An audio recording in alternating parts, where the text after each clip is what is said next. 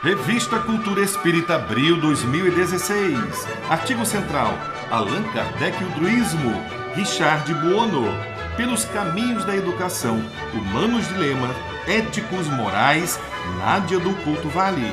Espiritismo e ciência, eletromagnetismo e mediunidade, Antônio Carlos Lima. Entrevista de abril, Cláudio Conte, os princípios da doutrina espírita e a física quântica. Revista Cultura Espírita.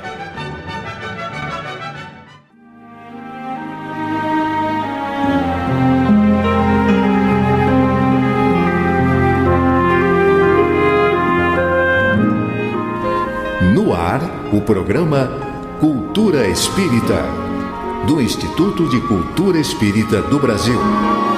Alô, amigos, aqui estamos mais uma vez com o nosso programa Cultura Espírita, um programa do Instituto de Cultura Espírita do Brasil, ICEB, levando até vocês as novidades, as análises, né, os trabalhos realizados no nosso movimento espírita. Estamos com uma alegria muito grande e renovada de sempre podermos manter esse contato. E para isso, então, eu trago o meu companheiro Geraldo Cardoso para suas saudações. Eu sou a Saruí Franco de Moraes e o Geraldo, então, apresenta o seu carinho aos ouvintes. Meus amigos, como de costume, apresento o meu abraço fraterno a todos, com votos de que tenham muita paz nesses dias tão conturbados que vivemos. Tem aqui também o Joel Vaz, que está trazendo com a positividade da sua agenda, né, uma palavra alegre, uma notícia interessante para os nossos amigos. Com a alegria de repartir estes momentos com meus irmãos e professores, Geraldo e Saruí, e o meu beijo fraterno em todos os corações daqueles que nos brindam com a sua audiência. Finalmente, nesse final de semana, vai acontecer o grande seminário, a presença do nosso amado Divaldo Pereira Franco, no Metropolitan da Barra da Tijuca, no Via Parque, das 13 até as 15, das 9 até as 13 horas, 4 horas de banho de luz. O tema que o nosso Divaldo vai abordar é a conquista da imortalidade, no 12º Seminário de Beneficente, em benefício da Mansão do Caminho. O projeto é do MAP. Parabéns mais uma vez ao nosso querido irmão, o Ivan, presidente da instituição. Dia 15 de abril, a nossa querida obra, o Centro Regeneração, que tanto orgulho traz ao movimento espírita, apresenta a partir das 19h30, na sua belíssima sede, que fica ali no Maracanã, próximo da UERJ, uma mesa redonda com o nosso querido amigo Vanderlei de Oliveira. Imperdível, hein? Imperdível. 19h30 no dia 15.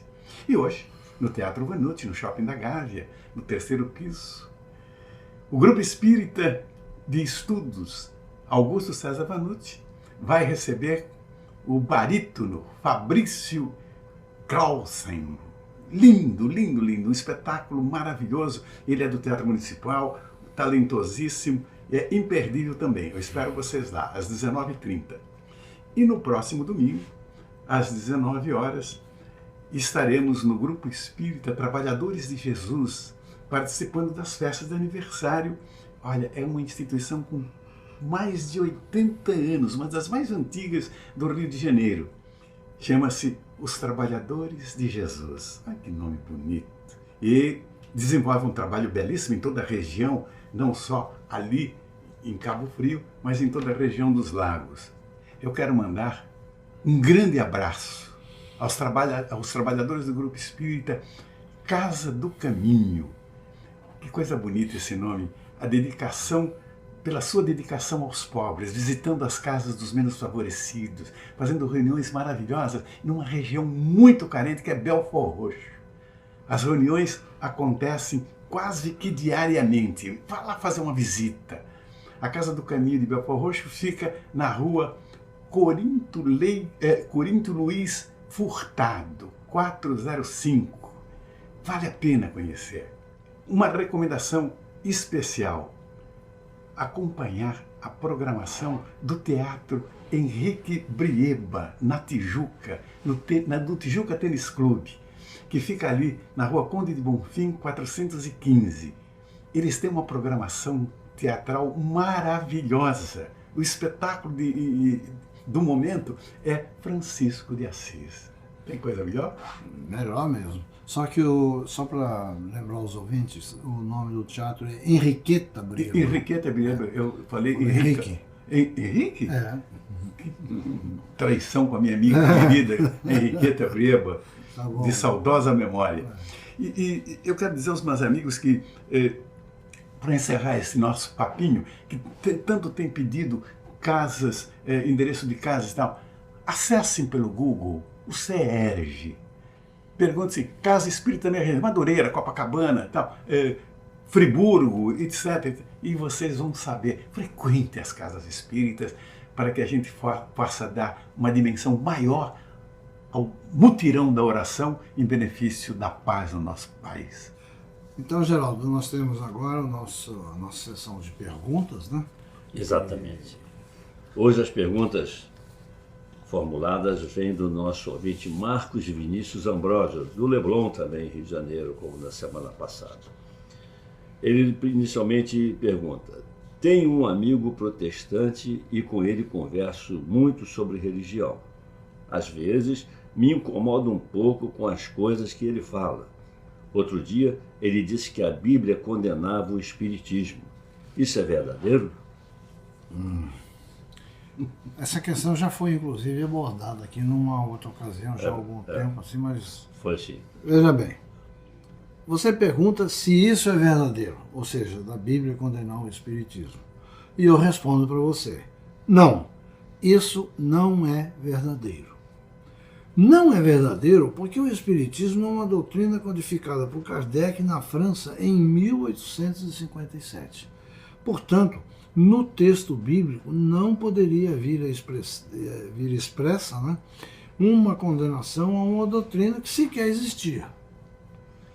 O que acontece é que algumas denominações protestantes, procurando atingir a nossa doutrina, recorrem ao texto do Deuteronômio, capítulo 18, versículos 10, 11 e 12, que diz o seguinte: entre ti não se achará quem faça passar pelo fogo a seu filho ou a sua filha, nem adivinhador, nem prognosticador, nem agoureiro, nem feiticeiro, nem encantador, nem quem consulte a um espírito adivinhador, nem mágico, nem quem consulte os mortos.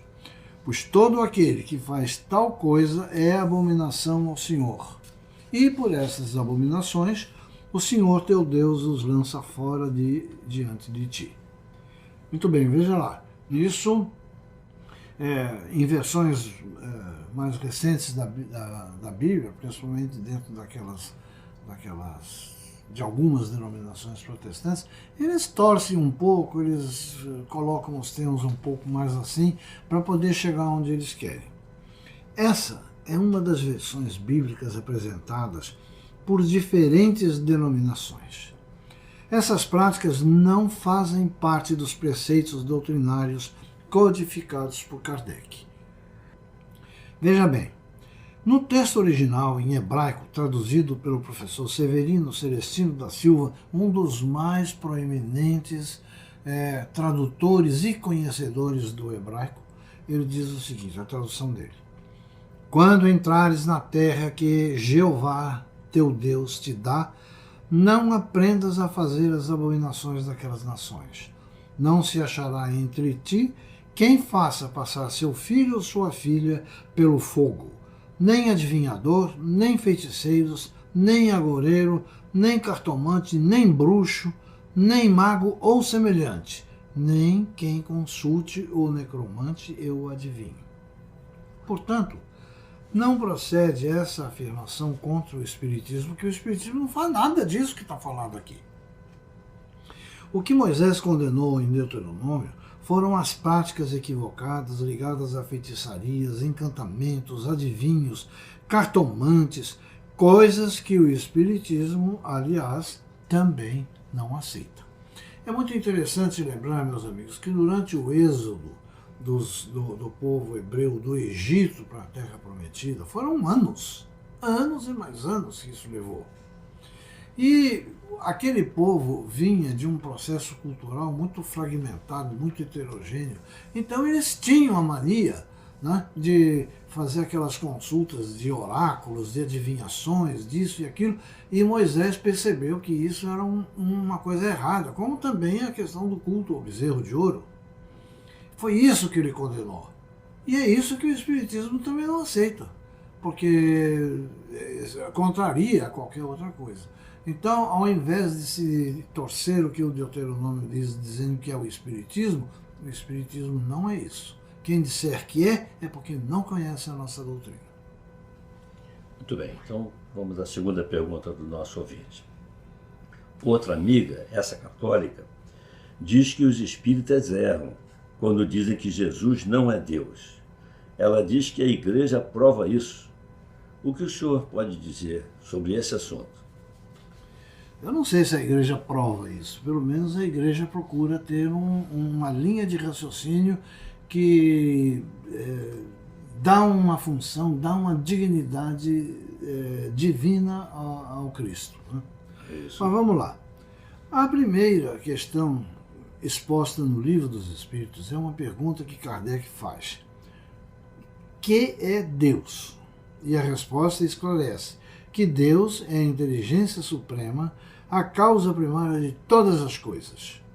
Então veja só por essa resposta pode-se refletir sobre o fato de que Deus é o Criador, é a causa primária, primeira, e dele se derivam todas as outras coisas. Ora, a suprema perfeição, ela não pode ser dividida. É impossível imaginar-se essa dicotomia divina que procura apenas justificar a presença de Jesus entre nós e seus milagres. Em inúmeras passagens dos Evangelhos, Jesus sempre foi reverente à autoridade do Pai e sempre se referiu ao Pai como aquele que detém a sabedoria e o conhecimento de tudo. Podemos comprovar em Marcos 13, versículos 32, quando Jesus ensina: quanto ao dia e à hora ninguém sabe, nem os anjos do céu, nem o Filho, será somente o conhecimento do Pai. Então, não são os anjos, não é o Filho, que é Jesus, mas somente o Pai, que é Deus, é quem sabe. Aqui, Jesus se posiciona não só quanto à sua filiação, mas também quanto ao seu nível espiritual. Pois se diz filho, e humildemente mostra que não sabe todas as coisas, pois essas só o Pai conhece. Muito bem, muito claro. E, finalmente, o nosso ouvinte pergunta: por que Jesus, na parábola do bom samaritano, escolheu justamente um desafeto dos hebreus para ser exaltado? Olha, Jesus, antes de tudo, foi o nosso maior educador. A sua pedagogia perfeita traduz o ideal de aprendizado e de conquista da reforma íntima.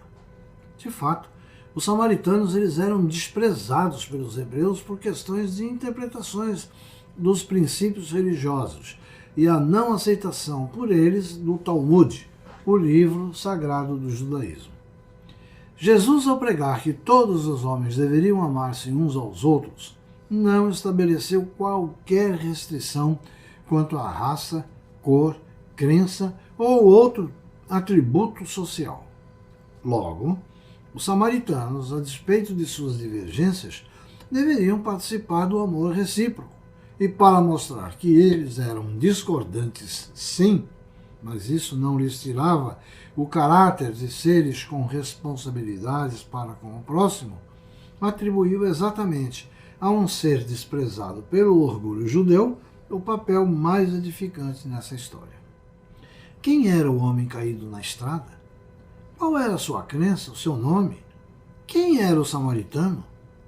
Jesus não registrou esses detalhes.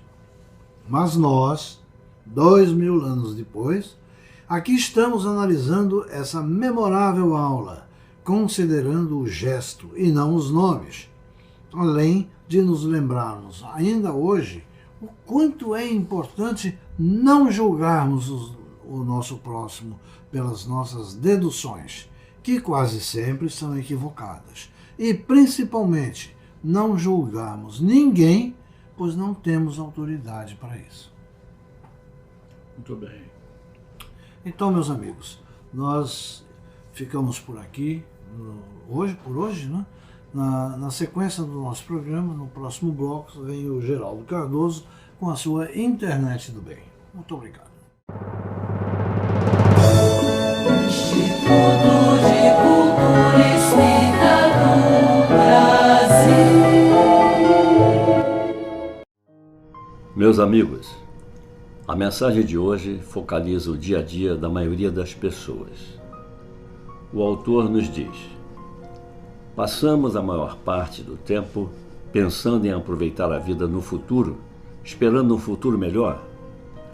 Quando ainda estamos muito jovens, nós nos convencemos de que a vida ficará melhor quando formos casados, tivermos um filho e depois mais um e outro mais. Mais tarde, nos frustramos porque nossos filhos ainda não têm a idade suficiente e achamos que as coisas vão melhorar quando eles ficarem mais velhos. Então continuamos a nos frustrar porque eles viraram adolescentes e querem discutir conosco a respeito de tudo. Mas achamos que tudo ficará melhor quando eles forem uns 10 anos mais velhos. Aí dizemos que a vida melhorará quando nós trabalharmos juntos, quando nossos filhos se transformarem em nossos parceiros, quando tivermos um carro bonito, quando tirarmos férias, quando descansarmos. A verdade é que não há nenhum momento melhor para ser feliz do que o agora. Se não for agora, então quando será? A sua vida muda o tempo inteiro. É melhor ter paciência com tudo e se decidir a ser feliz. Durante muito tempo, nós pensávamos que a vida começaria a seguir. A vida de verdade. Pensávamos sempre em um tempo futuro.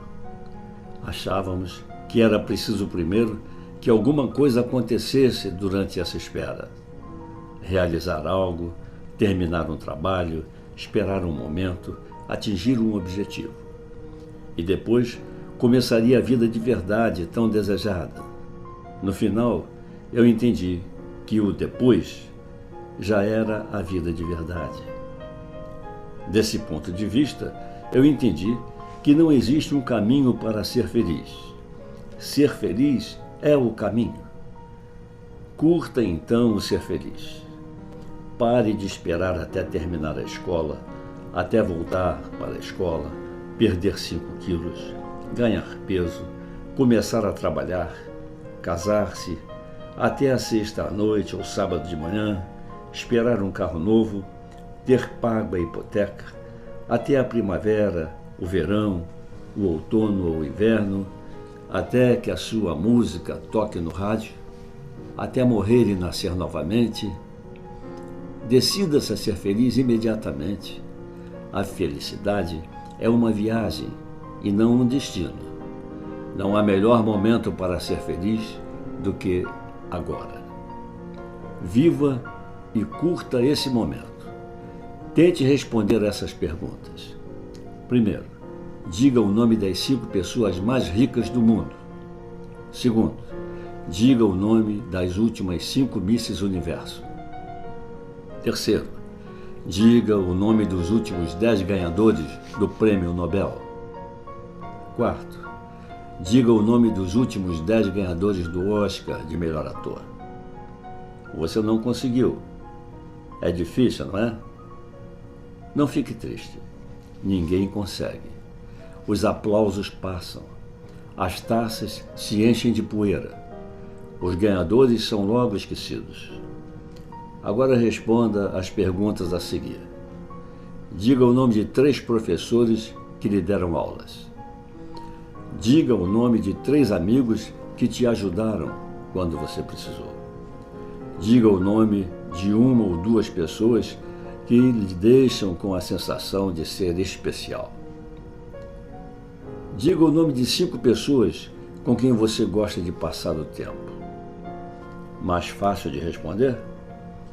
Foi mais simples, não é mesmo? As pessoas que significam algo para você não são as melhores, não são as mais ricas, não ganharam os maiores prêmios. São os amigos que se preocupam com você, com os quais você se preocupa, são aqueles que continuam ao seu lado depois que tudo passa. Reflita sobre isso por um momento. A vida é tão curta. E você? Em qual destas listas você se coloca? Não sabe? Deixe-me dar uma dica. Provavelmente, você não está entre aqueles que recebem a maior atenção do mundo. Você é um daqueles de quem eu me lembro e a quem eu mando uma mensagem. Há algum tempo, nos Jogos Olímpicos de Seattle, 9 atletas, todos preparados física e mentalmente, estavam apostos na linha de partida para correr os 100 metros. Foi dado o disparo e a corrida começou. Todos queriam chegar em primeiro lugar. Um dos atletas caiu no chão, teve um machucado leve e começou a chorar, porque a corrida tinha acabado para ele. Os outros 8 ouviram-no chorar. Eles diminuíram a velocidade e olharam para trás. E sabem o que todos esses 8 atletas fizeram? Eles pararam e voltaram. Então, os 9 atletas correram ombro a ombro, juntos, até a linha de chegada. Todo o público do estádio levantou-se e aplaudiu. E parecia que os aplausos não iam mais acabar.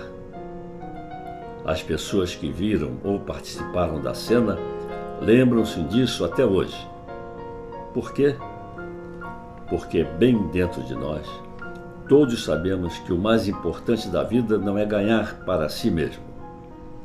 O mais importante da vida é ajudar os outros a ganhar também. Mesmo que isso signifique ir mais devagar e interromper a corrida. Se você repassar esta mensagem, talvez alcancemos o sucesso de mudar os nossos corações e, quem sabe, consigamos sensibilizar também o coração de outras pessoas.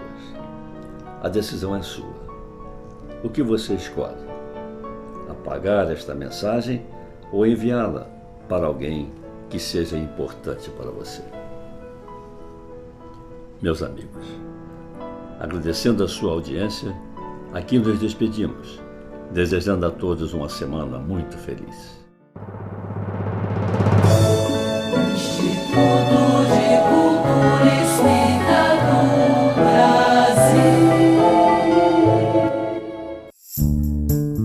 Noticiário do Instituto de Cultura Espírita do Brasil, Neandertal Alves. Você sabe, o nosso Instituto de Cultura Espírita está hoje nas dependências do Grupo Espírita Regeneração.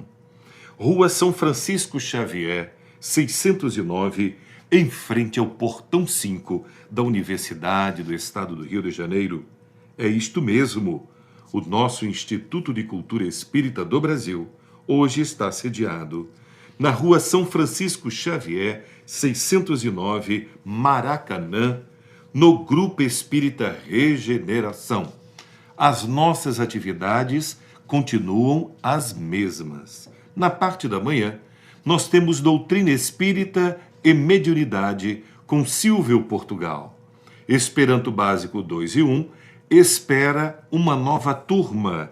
Se você tem interesse em falar e estudar o Esperanto, pertinho de você, ali na Tijuca, no Maracanã, venha para o Instituto de Cultura Espírita do Brasil, que o professor Altamiro Rocha está aguardando por você. Às 2 da tarde, nós temos com o doutor médico José Henrique Rubim o estudo dos pensamentos de Joana de Ângeles e vale lembrar, tudo com a supervisão do mestre Jorge Andréia dos Santos. Às 3h45, José Henrique Rubim numa dobradinha especial com o tema A Arte de Cuidar, Normose, Como Vencê-la. Você quer saber como vencer a normose? Esteja no Instituto de Cultura Espírita no próximo sábado, 16 de abril. E você estará com o professor e médico José Henrique Rubim. O destaque da revista Cultura Espírita de hoje vai para nossa querida irmã Ana Jaeci Guimarães. Conhece-te a ti mesmo. Inicia assim, nesta revista de abril, Cultura Espírita, a Ana Guimarães. Conhece-te a ti mesmo. Essa alternativa determina o imperativo de um profundo mergulho na própria intimidade, a fim de fazermos descobertas que muito poderão nos surpreender. A verdade é clara como o sol, e quando se refere ao que precisamos consertar em nós, toma proporções verdadeiramente excepcionais. Ao iniciar a jornada em busca de si mesmo, o homem deixa de ser comum, trivial, e as mesquinhas disputas deixam de ter valor para si mesmo. Ele começa a pairar acima das questiúnculas humanas tão comuns entre os desprovidos de valores. Na jornada de autoiluminação, não esperes aplausos, tampouco compreensão. É possível que te taxem de doente ou perturbado. E esse tipo de perturbação incomoda ao outro. Não importa, segue em frente. Para compreender Jesus, é preciso conhecer a verdade, e esta verdade, que é o Cristo, nos tornará livres. Olha, isto tudo na nossa revista Cultura Espírita deste mês de abril. Este foi o noticiário do Instituto de Cultura Espírita do Brasil, Neandertal Alves, e até o nosso próximo encontro. Pela Rádio Rio de Janeiro, o Instituto de Cultura Espírita do Brasil apresentou Cultura Espírita.